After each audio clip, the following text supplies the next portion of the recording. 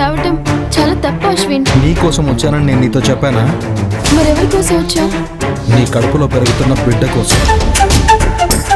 ఆ బిడ్డ స్ట్రెయిన్ అవ్వకూడదని వచ్చాను. మీ అమ్మగారు చాలా కోపంగా ఉన్నారు. అది నాకు అలవాటైపోయింది ఆనంది. ఏంటి? ఎప్పుడైనా ఒక్కసారి కోపం వస్తే దాని గురించి ఆలోచించాలి. ఎప్పుడూ రోజు వచ్చే కోపం గురించి పట్టించుకోవడం అసలు అనవసరం. అమ్మ మనసు కష్టపెట్టడం చాలా తప్పు అశ్విన్. నువ్వు నీ కడుపులో పెరుగుతున్న బిడ్డ మనసు కష్టపెడుతూ ఇలా ఒక్కదానివే వెళ్ళొచ్చా? అశ్విన్, అర్థం చేసుకో. నువ్వు కంపెనీకి వెళ్ళిపో. నేను ఎలాగోలా వస్తాను. అదేం కుదరదానంది. ముందు రా వెళ్దాం.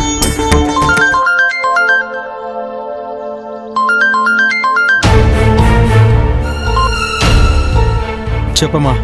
ఎక్కడున్నావురా? కంపెనీకి వెళ్తున్నాను. నాతో ఒక మాట అయినా చెప్పకుండా వెళ్ళావు. అంత తొందర ఏంటి? టైం అయింది, బయలుదేరానమ్మా. రాత్రి మీ మావయ్య తన్నెక్కడో డ్రాప్ చేయాలని అడిగారు కదా, అది మర్చిపోయావా?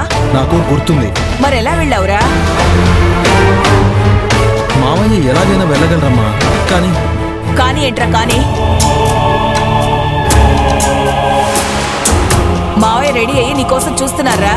మావయ్యకి ఒకసారి ఫోన్ ఇవ్వు, నేను చెప్తాను. ఏం చెప్తావురా? మావయ్యని తీసుకెళ్లడం కంటే ముఖ్యమైన పని ఏముందిరా నీకు? చాలా ముఖ్యమైన పనుందమ్మా. ఏంటంత ముఖ్యమైన పని? ఆనందిని కంపెనీకి తీసుకెళ్ళాలి. చాలా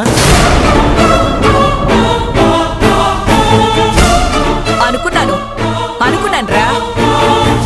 నువ్వు నాతో కూడా చెప్పకుండా వెళ్ళావంటే అది ఆనంది కోసమే అనుకున్నాను. అనుకున్నావు కదా, ఇప్పుడు నేను చెప్పాను కదా, ఇంకా వదిలే. తప్పు చేస్తున్నావురా అశ్విన్. అమ్మా, నువ్వు ఎలా అయినా అనుకో.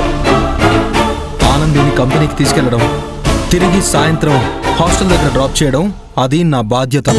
ముందు నువ్వు ఇంటికొచ్చి మావయ్యని తీసుకుని వెళ్ళావు. కంపెనీకి టైం అయిందమ్మా. అయినా సరే నువ్వు రావాల్సిందేరా. ఏ ఆ మహారాణి ఆటోలోనో బస్సులోనో వెళ్ళలేదా? ఆనంది ఉన్న పరిస్థితిలో ఎలా పడితే అలా వెళ్ళకూడదు. ఏ తల్లివి నీకు తెలీదా? ఓహో, అక్కడే ఉండి నీ చేతి ఇలా మాట్లాడిస్తోందా? తప్పమ్మా.